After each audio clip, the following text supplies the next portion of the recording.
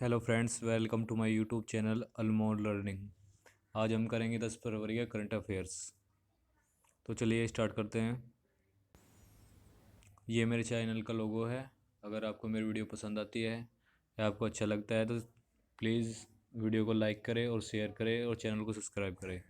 मैं आपको daily current affairs करवाऊँगा जो आपके कंपटीशन के लिए बहुत हेल्पफुल होगी। ये मैंने हैंड रिटन नोट्स बनाए हैं जो आपके लिए बहुत हेल्पफुल है और आपको इसकी पीडीएफ मेरे टेलीग्राम चैनल पर मिल जाएगी। आपसे इसके स्टैटिक जी के इंटरनेशनल अफेयर्स करंट अफेयर्स में आपको बहुत हेल्प मिलेगी। तो चलिए स्टार्ट करते हैं। Which of the following state is the largest beneficiary of the post devolution revenue डिफिशेंट, यानी कि निम्नलिखित में से कौन सा राज्य हस्तांतरण के बाद राजस्व घाटा अनुदान का सबसे बड़ा लाभार्थी बनेगा? तो इसमें केरल बनेगा। आर्टिकल 112 में केंद्रीय बजट होता है। आप इसके बारे में थोड़ा एडिशनल इंफॉर्मेशन ले लीजिए। आर्टिकल 202 में राज्य बजट होता है और आर्टिकल 280 में वित्तीय आयोग होता है। भारत का जो बजट होता है वो सामान्यतः घाटे का बजट होता है। तो आप थोड़ा समझ लीजिए क्वेश्चन के बारे में। राजकोषीय घाटा यानी कि फिस्कल डिफिसिएंट, इसमें क्या आता है? वैल्यू ऑफ डेब्ट, यानी कि जो हमारा देश ऋण लेता है दूसरे देश से, यानी कि हमें अपने कार्य करने के लिए जो हमें पैसे चाहिए उसमें जो कमी पड़ जाती है उसके लिए जो हमारा देश होता है तो वो डेब्ट लेता है, तो इसको राजकोषीय घाटा कहते हैं, वैल्यू ऑफ डेब्ट कहते हैं। जो राजकोषीय घाटा है सेंटर का होता है। इसी तरह जो स्टेट्स होते हैं उसको होता है रेवेन्यू डिफिशेंट, राजस्व घाटा। ये जो होता है राजस्व व्यय, जो हम जो हम अपने राज्य में जो हम व्यय करते हैं उसमें से अगर हम राजस्व की प्राप्ति है, यानी कि जो हमें पैसे मिलते हैं स्टेट के जो पैसे होते हैं उसके वो माइनस कर देते हैं तो उससे हमें राजस्व घाटा रेवेन्यू डिफिसिएंट प्राप्त होता है।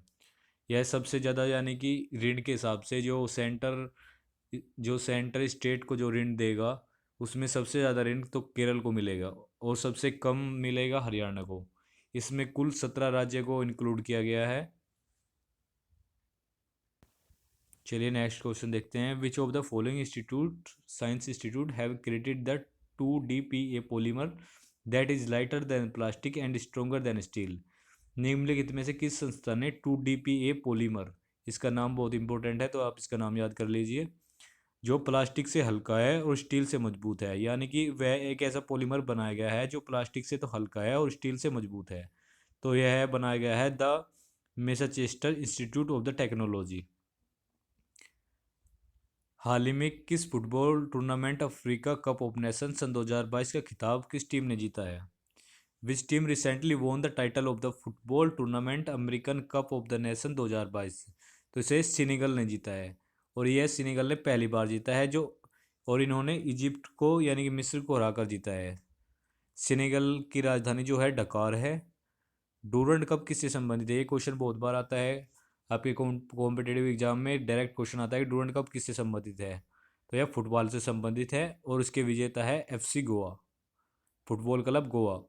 यूरो कप किससे संबंधित है? यूरो कप भी फुटबॉल से संबंधित है और उसके विजेता है इटली। कोपा अमेरिका कप किसने जीता? यह अर्जेंटीना ने जीता है, यह भी फुटबॉल से संबंधित है। फी फीफा कप 2022 का आयोजन कहाँ पर होगा? तो यह होगा कतर दोहा में, यानी कि फीफा कप 2022 जो है उसका आयोजन जो कतर दोहा करेगा। और यानी फीफा कप भी फुटबॉल से संबंधित है।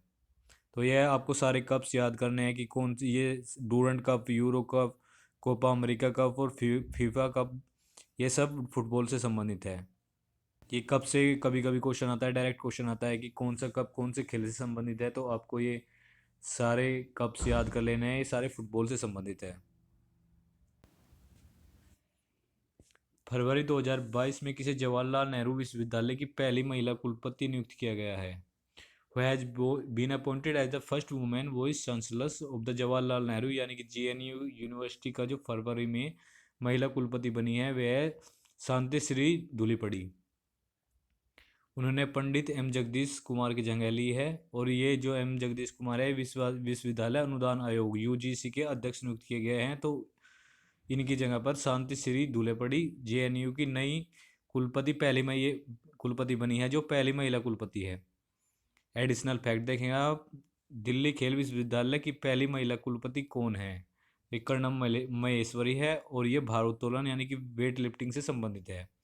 सर्वोच्च न्यायालय सुप्रीम कोर्ट के कुल 4 महिला न्यायाधीश है, जिसमें जस्टिस इंदिरा पहले नंबर पर है, जस्टिस नागरत्ना और जस्टिस हेमा कोहली और जस्टिस बेला त्रिवेदी। ये 4 जस्टिस है, जो महिला जस्टिस है जो सुप्रीम कोर्ट में जस्टिस है। 36 राष्ट्रीय महिलाएं, सोमा मंडल है, ये पहली महिला चेयरमैन है सेल की। आर्य रंजनादरन, ये देश की युवा मेयर बनने वाली पहली युवा मेयर बनने वाली पहली महिला है। रेखा एम मेनन, पहली महिला अध्यक्ष, नेस्कॉम की पहली महिला अध्यक्ष है। आयशा अजीत, भारत की सबसे युवा महिला पायलट है। तो कभी इनसे भी की पर्सनैलिटी को ये कौन से ये नेम देगा आपको कि ये व्यक्तित्व किससे संबंधित है, इसमें आपको ना नेम देगा, या फिर डायरेक्ट क्वेश्चन आता है कि पहली महिला चेयरमैन कौन, सेल्स की पहली महिला चेयरमैन कौन है, ऐसे करके क्वेश्चन आते हैं। हाल ही में मानव तस्करी पर अंकुश लगाने के लिए सबसे राष्ट्रव्यापी AAST ऑपरेशन शुरू किया है। एहट ऑपरेशन शुरू किया है। Who recently launched the national world wide AAST operation to crab human trafficking. तो ये RPF रेलवे प्रोटेक्शन फोर्स ने शुरू किया है, भारतीय रेलवे सुरक्षा बल। मानव तस्करी क्या होता है ये आप समझिए। विशेष रूप से महिलाओं और बच्चों के यौन शोषण, जबरन विवाह और घरेलू दास्ता, अंग प्रत्यारोपण और नशीली दवाओं की तस्करी आदि के लिए एक संगठित अपराध है तथा मानव अधिकार के सबसे घिनौना उल्लंघन है। भारतीय रेलवे की स्थापना 16, अब भारतीय रेलवे के बारे में कुछ एडिशनल फैक्ट जान लीजिए। भारतीय रेलवे की स्थापना 16 अप्रैल 1853 में हुई थी। तो ये डायरेक्ट क्वेश्चन आ जाता है कि भारतीय रेलवे की स्थापना कब हुई थी, तो यह 16 अप्रैल 1853 में हुई थी। इसका हेडक्वार्टर नई दिल्ली में है और रेलवे मंत्री है अश्वनी वैष्णव।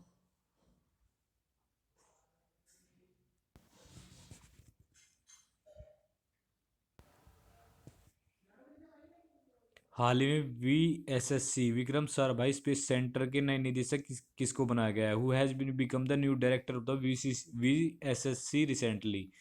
तो यह doctor Uday Krishnan Nair. VSC Vikram Sarabhai space centre की स्थापना 21 नवंबर 1963 में हुई थी।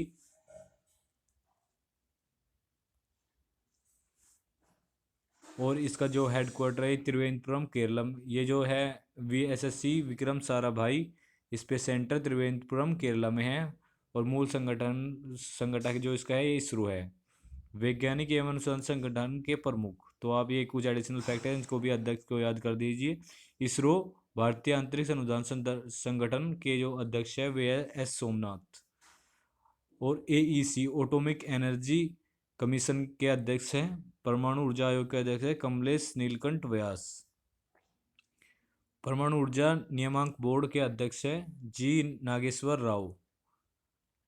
BARC भाभा परमाणु अनुसंधान केंद्र के निदेशक है अजीत कुमार मोहंती।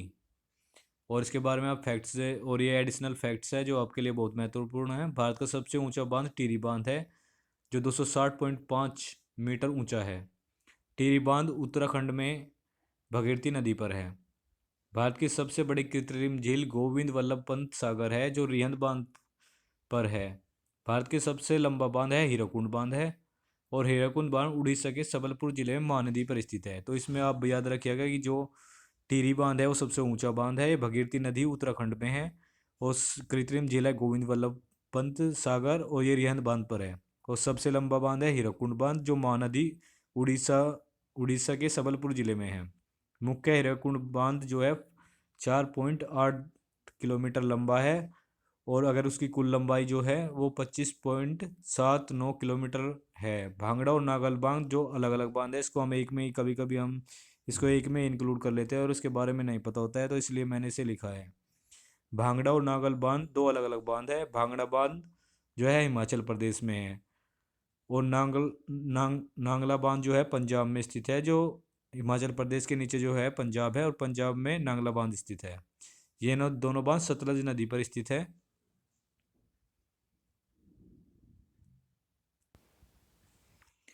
मिट्टी से बना भारत का सबसे बड़ा बांध नागार्जुन बांध है।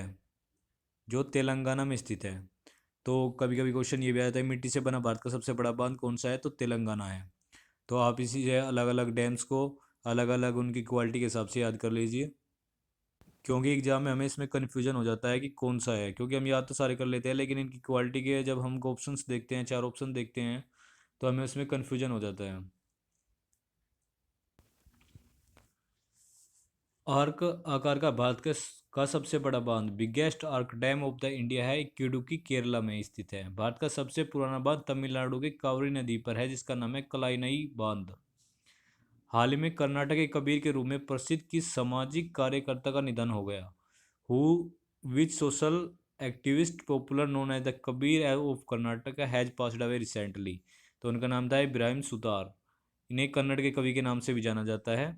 इब्राहिम अपने आध्यात्मिक प्रवचनों और विशेष रूप से उत्तरी कर्नाटक की जनता के बीच लोकप्रिय थे। उन्हें सन 2008 में पद्मश्री पुरस्कार से सम्मानित भी किया गया था। भारतीय प्रेस स्वतंत्रता रिपोर्ट 2021 में कौन से राज्य शीर्ष पर रहे? Which state topped the India press freedom report 2021? ये क्वेश्चन बहुत इंपॉर्टेंट है, तो आप इसको याद कर लीजिए। इसमें जम्मू कश्मीर, यूपी, एमपी और त्रिपुरा, ये चार स्टेट है। जम्मू कश्मीर, यूपी, एमपी और त्रिपुरा, ये चार स्टेट टॉप पर रहे हैं। तो इसमें चारों के चारों इंपॉर्टेंट है, ये क्वेश्चन भी बहुत इंपॉर्टेंट है। हाल ही में किस सोशल मीडिया प्लेटफॉर्म में वैश्विक स्तर पर take a break feature launch किया है? और ये क्वेश्चन भी इंपॉर्टेंट है। Which social media platform has recently launch take a break features of the globally? तो ये इंस्टाग्राम ने लॉन्च किया है। बहुत सारे आदमी होते हैं जो लगातार इंस्टाग्राम को या किसी भी सोशल मीडिया को यूज करते हैं, तो इसलिए सोशल मीडिया जैसे इंस्टाग्राम ने ये एक पहल शुरू की है, take a break features globally, जिससे कि थोड़ा आदमी ब्रेक ले सके।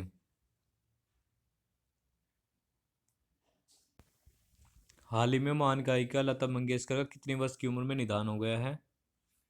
तो इनका निधन हुआ है 92 वर्ष की उम्र में। इनका जन्म 28 सितंबर 1929 इंदौर एमपी में हुआ था, और इनकी मृत्यु 6 फरवरी 2022 मुंबई में हुई। इनके अन्य नाम बहुत इंपॉर्टेंट है। इन्हें भारत के में अलग अलग नाम से पुकारा जाता है, जो बहुत इंपॉर्टेंट है। इन्हें स्वर सम्राज्ञी कहा जाता था, राष्ट्र की आवाज़ भी कहा जाता था, और सरबद शराबदी की आवाज़, और भारतीय कोकिला और स्वर कोकिला के नाम से भी जाना जाता है। ये दोनों बहुत इंपॉर्टेंट है। स्वर कोकिला या भारतीय कोकिला को किसे भारत की कोकिला या स्वर कोकिला के नाम से जाना जाता है, तो ये लता मंगेशकर जी है। हाल ही में भारत के सबसे शक्तिशाली कंप्यूटर परम प्रवेग किस राष्ट्रीय संस्था में स्थापित किया गया?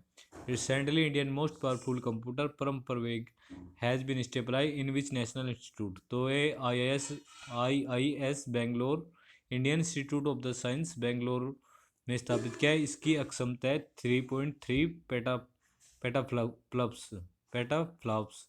ये 1 पेटाफ्लॉप्स क्वाड्रिलियन या 1015 ऑपरेशंस प्रति सेकंड इसकी क्षमता है। किस देश के विदेश मंत्री भारत के आधिकारिक यात्रा पर आए थे? यानी किस देश के वित्त मंत्री जो है, विदेश मंत्री जो है कि भारत के, यानी कि श्रीलंका के आए थे, जिनका नाम था GL पेरिस। यानी कि किस कंट्री के विदेश मंत्री भारत के आधिकारिक यात्रा पर आए थे, तो ये श्रीलंका के थे, जिनका नाम था GL पेरिस। कुछ दिन पहले भारत ने श्रीलंका को $50 करोड़ को ऋण सहायता देने की घोषणा की थी। तो श्रीलंका के बारे में एडिशनल फैक्ट्स जान लीजिए आप। श्रीलंका की कैपिटल है श्री जयवर्धनेपुरम कोटे, ये लेजिस्लेटिव कैपिटल है। और कोलंबो जो है इसकी एग्जीक्यूटिव या जुडिशियरी कैपिटल्स है। इसके प्रेसिडेंट है गोटाबाई राजपक्सा, और PM है महिंद्रा राजपक्सा। और इनकी करेंसी जो श्रीलंका की करेंसी है श्रीलंकन रुपये। Recently what name have the scientist given to the mountain 3 times bigger than Himalaya? यानी कि वैज्ञानिकों ने उस पर्वत को क्या नाम दिया है जो हिमालय पर्वत से 3 गुना बड़ा है? तो उसका नाम है सुपर माउंटेन। जो वैज्ञानिकों ने उसको नाम दिया है, उसका नाम सुपर माउंटेन दिया है। वी आर चोपड़ा की महाभारत में भीम का किरदार निभाने वाले निम्नलिखित किस अभिनेता का 74 वर्ष की उम्र में निधन हो गया? तो मैं महाभारत में जो भीम का किरदार किया था उनका निधन हो गया है, जिनका नाम था प्रवीण कुमार सोबती।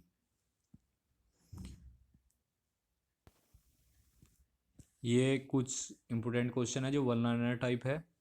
तो आप इनको याद कर लीजिएगा। हाल ही में किस टीम ने तमिलनाडु को हराकर पहली बार विजय हजारे ट्रॉफी का खिताब जीता है? तो यह खिताब हिमाचल प्रदेश ने जीता है और हिमाचल प्रदेश ने तमिलनाडु को हराकर जीता है। हाल में किस वरिष्ठ राजनयिक कि चीन ने भारत का नियुक्त हाल ही में किस वरिष्ठ राजनयिक को भारत का चीन में ब्रांड एम्बेसडर नियुक्त किया गया है? तो ये प्रदीप कुमार रावत को चीन में भारत का ब्रांड एम्बेसडर नियुक्त किया गया है। किस आईपीएल टीम ने जिम्बाब्वे के पूर्व कप्तान एंटी फ्लावर को अपने मुख्य कोच नियुक्त किया है? तो लखनऊ टीम ने इसने आईपीएल की लखनऊ टीम ने इन्हें अपना कोच बनाया है। पूर्व कप्तान जो है जिम्बाब्वे के हैं, जिनका नाम है एंटी फ्लोवर। वह शहर जिसे दुनिया की सबसे लंबी बांसुरी जो 16 फुट 6 इंच की है बनाने का रिकॉर्ड अपने नाम किया है, तो यह पीलीभीत उत्तर प्रदेश ने किया है। यह यूपी जी के लिए बहुत इंपॉर्टेंट है कि यूपी के पीलीभीत में सबसे लंबी बांसुरी बनाई गई है जो 16 फुट 6 इंच की है। हाल ही में उत्तराखंड का नया ब्रांड एम्बेसडर किसे नियुक्त किया गया है? तो हाल ही में अक्षय कुमार को उत्तराखंड का ब्रांड एम्बेसडर नियुक्त किया गया है। उत्तराखंड के महिला एवं बाल विकास विभाग के ब्रांड एम्बेसडर है जो वंदना कटारिया है, जो हॉकी से संबंधित है। तो साथ ही हरिद्वार जिले के लिए केंद्र की बेटी बचाओ तब बेटी पढ़ाओ योजना की ब्रांड एम्बेसडर भी वंदना कटारिया है। यानी कि उत्तराखंड के जो नए ब्रांड एम्बेसडर बने हैं वो है अक्षय कुमार। उत्तराखंड की महिला और बाल विकास के जो ब्रांड एम्बेसडर है वो वंदना कटारिया, जो हॉकी से संबंधित है। और साथ ही ये हरिद्वार जिले के बेटी बचाओ बेटी अब पढ़ाओ योजना के ब्रांड एम्बेसडर भी है, जो हरिद्वार जिले से है। हाल ही में राष्ट्रीय सुरक्षा अकादमी एनडीए का नया प्रशिक्षु नियुक्त किया गया है। Who has been appointed as the instructor of the national defence academy NDA recently? तो नए सूबेदार संजय कुमार को नियुक्त किया गया है। उन्हें परमवीर चक्र विजेता है। हाल ही में सूचना और प्रसारण मंत्रालय ने किस भाषा के एक समाचार चैनल का लाइसेंस रद्द कर दिया गया है? Recently the ministry of the information and broadcast had cancel the licence of the new channel of the which language, यानी कि और इसका आंसर है मलयालम। मिनिस्ट्री अब इसके सूचना और प्रसारण मंत्रालय को कुछ एडिशनल इन्फॉर्मेशन है जो आप याद कर लीजिए। Ministry of the information broadcast of India या सूचना और प्रसारण मंत्रालय की स्थापना 15 अगस्त 1947 में की गई थी। तो आप ये स्वतंत्रता दिवस जब भारत स्वतंत्र हुआ था आप उसे याद कर सकते हैं कि 15 अगस्त 1947 में भारत आज़ाद हुआ था, और उसके साथ ही सूचना और प्रसारण मंत्रालय की स्थापना भी की गई थी और इसका हेडक्वार्टर नई दिल्ली में है। और इसके जो मिनिस्टर है वो है अनुराग ठाकुर, और जो एजेंसी एग्जीक्यूटिव यानी जो इसके सचिव है वो है अपूर्वा चंद्रा, जो एक आईएएस भी है। हाल ही में किस राज्य सरकार ने लड़कियों के लिए आत्मरक्षा प्रशिक्षण कार्यक्रम शुरू किया है? Which state government has recently started the self defence training programme for girls? तो यानी कि गर्ल्स को अपनी आत्मरक्षा यानी कि अपनी स्वयं की रक्षा करने के लिए एक प्रोग्राम लॉन्च किया है जो कर्नाटक ने शुरू किया है। यह बहुत इंपॉर्टेंट क्वेश्चन है।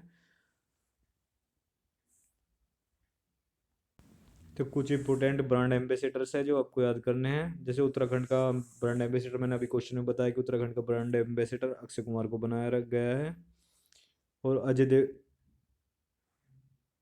अजय देवगन या Aarogya Setu app leader BRICS और विमल पान मसाला के ब्रांड एम्बेसडर है। वीरेंद्र सहवाग पॉलिसी बाजार के ब्रांड एम्बेसडर है। राणा दग्गुबत्ती सिएट और यू बोन के ब्रांड एम्बेसडर है। यश और उनकी उनकी पत्नी Radhika Pandit government aids mass marriage scheme के ब्रांड एम्बेसडर है। राजकुमार राव स्काई स्काई का स्काई का एलईडी और पेकॉफ .com के ब्रांड एम्बेसडर है। सैफ अली खान सिलेक्टेड होम के ब्रांड एम्बेसडर है। आमिर खान फोन पे के ब्रांड एम्बेसडर है। Kadam Srikanth ITM group of institutes के ब्रांड एम्बेसडर है। तो कर्नाटक स्टेट के बारे में जान लीजिए। कर्नाटक की स्थापना 1 नवंबर 1956 में हुई थी और इसकी राजधानी है बेंगलुरु। और वहाँ के कर्नाटक के राज्यपाल है थावरचंद गहलोत और CM है बसवराव बोमाई जो बीजेपी से है। कर्नाटक में जो सीट्स है वो 12 और 28 है। लोकसभा की 28 सीटें हैं और राज्यसभा की 12 सीटें हैं। और कर्नाटक में लेट्स रीड अभियान शुरू किया गया है, जो हाल ही में किया गया है। यह भी एक इम्पोर्टेंस है कि लेट्स रीड अभियान कहाँ पे शुरू किया गया है, तो ये कर्नाटक में शुरू किया है। और मैंने अभी आपको क्वेश्चन बताया कि self defence training programme for girls, यानी कि लड़कियों को लड़कियों को स्वयं रक्षा के लिए जो इनिशिएटिव है या प्रोग्राम है वो शुरू किया गया है, कर्नाटक में शुरू किया गया है। और उड़ीसा के बारे में भी जान लीजिए आप। उड़ीसा की स्थापना 1 अप्रैल 1936 में हुई थी। और उड़ीसा की राजधानी है भुवनेश्वर। और वहाँ के राज्यपाल है गणेश जी लाल। और वहाँ के सीएम है नवीन पटनायक। और जो उड़ीसा में सीट्स है वो है 10-21, यानी कि 10 जो है वहाँ राज्यसभा की सीटें हैं और 21 वहाँ लोकसभा की सीटें हैं। बिरसा मुंडा स्टेडियम उड़ीसा में है। धनुत्रा पर्व, राज पर्व और जगन्नाथ रथ यात्रा, ये तीनों जो पर्व है उड़ीसा में मनाए जाते हैं। कोणार्क मंदिर जो गंग वंश के नरसिंह देव प्रथम ने बनवाया था, यह भी उड़ीसा में स्थापित है। गंजम उड़ीसा जिले का पहला ऐसा जिला है जो बाल विवाह से मुक्त जिला घोषित किया गया है भारत सरकार द्वारा। राष्ट्रीय चावल अनुसंधान केंद्र कटक उड़ीसा में है। तो ये इम्पोर्टेंट फैक्ट है उड़ीसा से संबंधित।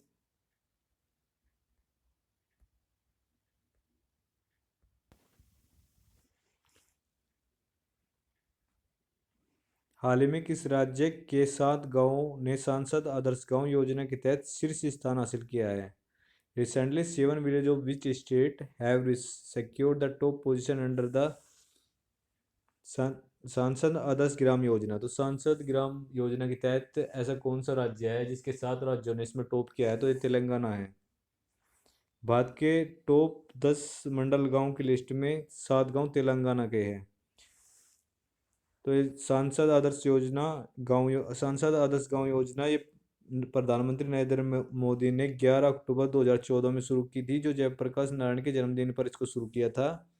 इस योजना में लोकसभा और राज्यसभा के जो सांसद होते हैं वे गांव के संपूर्ण विकास के लिए आदर्श ग्राम पंचायत को गोद लेते हैं, जिससे गांव का, यानी इसका जो लक्ष्य होता है ग्रामीण इलाकों में विकास करना होता है, जिससे गांव का संपूर्ण विकास किया जा सके। एडिशनल फैक्ट आप याद कर लीजिए। हाल ही में गंजम, जो अभी मैंने आपको क्वेश्चन बताया था, गंजम उड़ीसा में बाल विवाह मुक्त जिला घोषित किया गया है। यानी गंजम जिला जो है उड़ीसा में है, उसको बाल विवाह मुक्त जिला घोषित किया गया है। राष्ट्रीय चावल अनुसंधान संस्थान कटक उड़ीसा में है।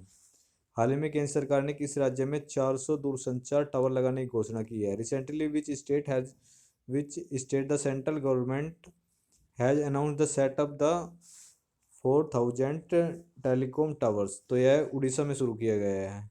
हाल ही में कोविड-19 के विरुद्ध डीएनए वैक्सीन लगाने वाला पहला देश कौन बन गया है? Which country has recently become the first country to have the DNA vaccine against कोविड-19? यानी कोविड-19 के विरुद्ध डीएनए वैक्सीन लगाने वाला पहला देश कौन बना है, यानी कि शुरू करने वाला कौन सा देश बना है? तो ये भारत बन गया है, यानी कि हमारा देश डीएनए वैक्सीन लगाने वाला पहला देश बन गया है। हाल ही में 2022 एएफसी महिला एशियाई कप खिताब किसने जीता? Who has recently won the 2022 AFC women Asian cup title? तो यह चाइना ने जीत लिया है। तो चाइना से क्या एडिशनल फैक्ट आप देख लीजिए। चाइना यानी कि चीन, जिसकी राजधानी है बीजिंग और मुद्रा है युआन रैनमिनबी, और इसके सांसद का नाम है नेशनल पीपल्स कांग्रेस। चीन के शंघाई शहर में शंघाई सहयोग संगठन एससीओ शंघाई कोऑपरेशन ऑर्गेनाइजेशन का हेडक्वार्टर है। जो चीन की गुप्तचर संस्था है उसका नाम है सेंट्रल एक्सटर्नल लेज डिपार्टमेंट, यानी कि CELD, यानी सेंट्रल एक्सटर्नल लेंस डिपार्टमेंट, जो वहाँ की गुप्तचर संस्था है। चाइना की न्यूज एजेंसी का नाम है सिन्हुआ NCNA। स्पेस एजेंसी का नाम है China national space administration, CNSA, China national space administration. China का राष्ट्रीय खेल है टेबल टेनिस। और चाइना का जो राष्ट्रीय पशु है वो चाइनीज ड्रैगन है। विश्व में सर्वाधिक जनसंख्या वाला चाइना जो है विश्व का सर्वाधिक जनसंख्या वाला देश है, यानी जनसंख्या की दृष्टि से चाइना का पहला स्थान है। एशिया में क्षेत्रफल की दृष्टि से चाइना का सबसे बड़ा देश है, यानी कि एशिया कॉन्टिनेंट में चाइना पहले नंबर पर है एरिया के हिसाब से। चीन विश्व का सर्वाधिक मछली पकड़ने वाला देश है, यानी कि सर्वाधिक जो मछली पकड़ी जाती है वे चाइना में पकड़ी जाती है। चीन तंबाकू, गेहूं, चावल आदि के उत्पादन में विश्व में पहला स्थान है चाइना का। पोर्सलिन टावर नानकिन चाइना में है। लोहा, मैंगनीज, सोना, जस्ता और कोयला के उत्पादन में चीन का विश्व में पहला स्थान है। हांगकांग नदी, पीली नदी को चीन का शोक कहा जाता है। जो हांगकांग नदी है चाइना में, पीली नदी को चीन का शोक कहा जाता है। चलिए अगला क्वेश्चन देखते हैं। हाल ही में फाइजर इंडिया के नए अध्यक्ष किसे बनाया गया है? Who have become the new president of the Pfizer India recently? तो ये प्रदीप कुमार को बनाया गया है। तो आप इसको ऐसे भी याद कर सकते हैं, P4 फाइजर और P4 प्रदीप कुमार शाह। हाल ही में मेडिबिडी के ब्रांड एम्बेसडर किसको बनाया गया है? तो ये अमिताभ बच्चन को बनाया गया है। भारत के सबसे बड़ी डिजिटल हेल्थ केयर प्लेटफॉर्म में से एक है मिडीबडी ने दिग्गज बॉलीवुड अभिनेता अमिताभ बच्चन को अपना ब्रांड एम्बेसडर बनाया है। इसका जो कार्य है मिडीबडी का, एक आप कार्य देख लीजिए, इसके कार्य इंपॉर्टेंट है। ये आपको वीडियो कॉल के जरिए आपको हेल्थ के बारे में इंफॉर्मेशन देते हैं। घर पर पैथोलॉजी परीक्षण, यानी कि आपको कोई भी टेस्ट करना है, पैथोलॉजी जो टेस्ट होते हैं अगर वो कराना है तो ये मेडिबडी आपको ये सुविधा देगी। दवाओं के लिए वो आपको होम डिलीवरी देगी और मानसिक स्वास्थ्य सहायता जैसी अन्य बहुत सारी स्वास्थ्य सेवाएं देती है। यह आपको यहाँ पर हर वक्त ऑनलाइन विशेषज्ञ डॉक्टर जो होते हैं वे आपको मुहैया कराते हैं, जो आपको किसी भी डिसीज के बारे में बताते हैं। तो यह आज की इम्पोर्टेंस करंट अफेयर थी। आपको पसंद आई, मुझे आशा है कि आपको पसंद आई होगी। और वीडियो को देखने के लिए बहुत बहुत धन्यवाद। और अगर आपको डेली करंट अफेयर चाहिए और उसकी पीडीएफ्स चाहिए तो मेरे टेलीग्राम चैनल को ज्वाइन करें और यूट्यूब के चैनल को भी सब्सक्राइब करें, जिससे आपको डेली करंट अफेयर्स मिलती रहे। Thank you.